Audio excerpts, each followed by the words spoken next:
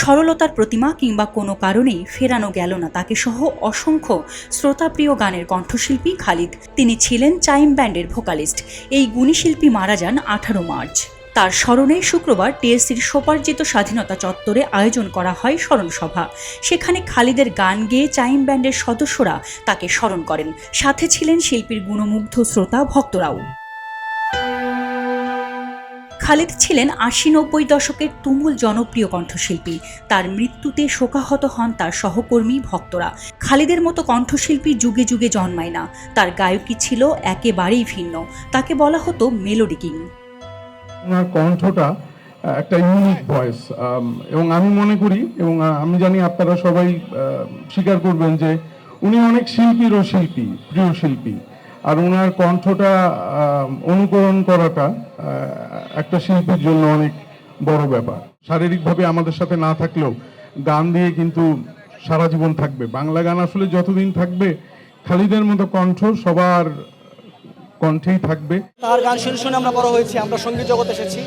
আর সবচেয়ে স্পেশাল যে ব্যাপারটা সেটা হচ্ছে সে মৃত্যুর আগের দিন আমি সহ আরও ক্যাম্পাসে অনেকের সাথে মৃত্যুর আগের দিন আড্ডা দিয়েছে।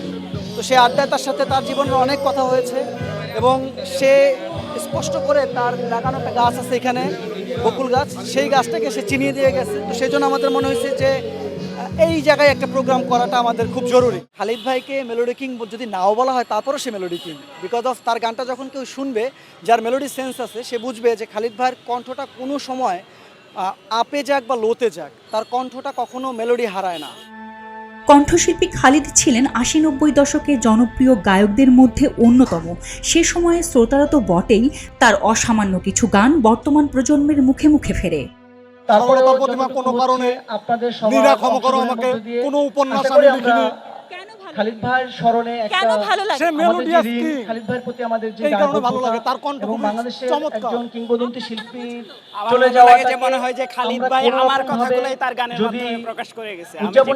আমাদের মনে হয় যে খালিদ ভাই খুব সাধারণ একজন মানুষ, যে আমার ভিতরেই বসবাস করে, আমি খালিদ ভাইয়ের ভিতরে বসবাস করি। ওনার যে গানের সুর এবং কথা এবং উনি যেভাবে গায়কী ওনার, এগুলো হচ্ছে চিরচরিত আমাদের যে প্রেমিক, চিরচরিত বিরহগামী যারা চিরচরিত, সেই আমাদের সেই ফিলের আর কি গান আমরা করতেন। এজন্যই এগুলো আমার কাছে মনে হয় এগুলো ক্লাসিক হিসেবে থাকবে বাংলা ব্যান্ড মিউজিকে আর কি।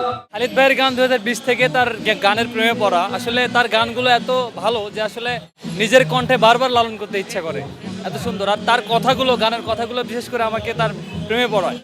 গায়ক তার কণ্ঠের জাদুতেই বেঁচে থাকেন শ্রোতা হৃদয়ে। আর খালিদের মতো মেধাবী জনপ্রিয় শিল্পীরা মরেও অমর হয়ে থাকেন, বেঁচে থাকেন যুগ যুগ ধরে। চন্দনা বিশ্বাস, খবরের কাগজ।